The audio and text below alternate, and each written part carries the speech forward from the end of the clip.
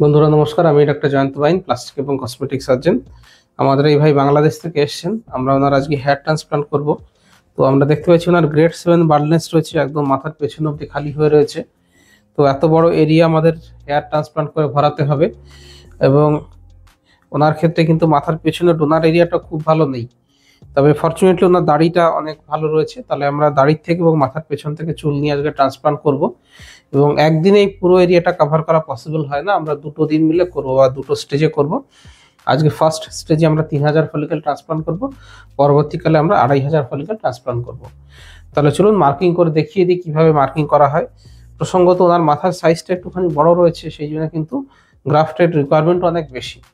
তো এফইউটি টেকনিকে করতে পারলে পরে ভালো হতো, কিছু ক্রাফট সেক্ষেত্রে বেশি পাওয়া যায়, কিন্তু যেহেতু সেলাই পড়বে, দাগ হবে, উনি সেই ব্যাপারটা অ্যাভয়েড করতে চাইছেন।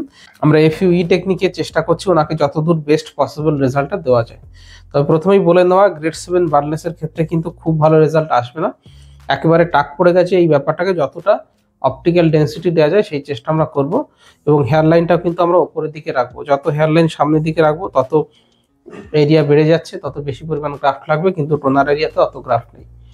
তো এই বিষয়গুলো মাথায় রাখতে হবে, বিশেষ করে এই গ্রেড 5, 6, 7 তাদের ক্ষেত্রে কিন্তু এই ডোনার সংখ্যা মেইন সমস্যা।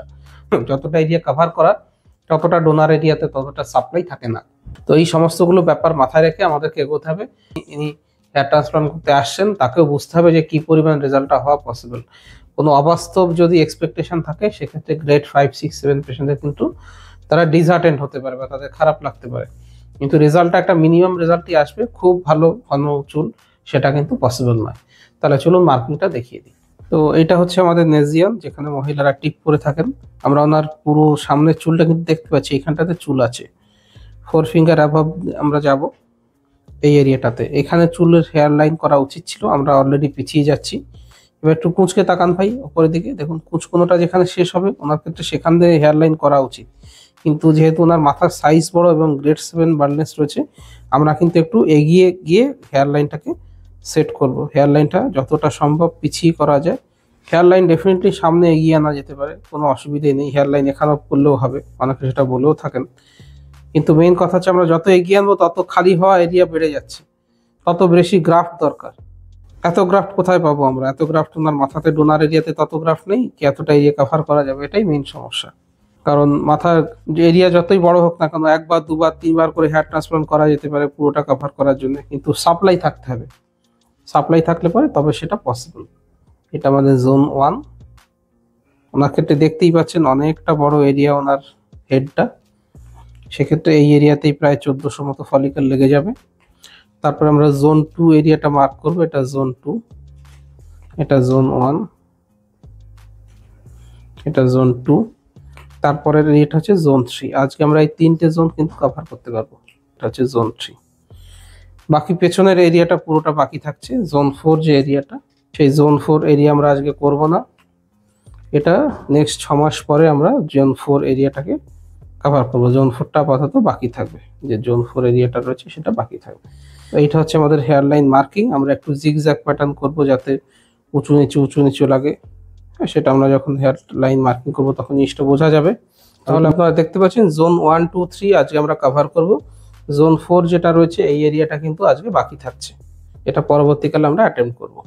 এই 3টে এরিয়া মিলিয়ে আমরা মোটামুটি 3200 মতো ফলিকল আজকে ট্রান্সফার করার প্ল্যান করেছি। তার মধ্যে থেকে না দাড়ির যে এরিয়া রয়েছে, দাড়িতে ভালো গ্রাফট পাওয়া যাবে। দাড়ির থেকে অ্যারাউন্ড আমরা 1500 থেকে 1600 ফলিকল দাড়ি থেকে নিয়ে নেবো, বাকি 1600 ফলিকল মাথার পেছন থেকে নেওয়া হবে।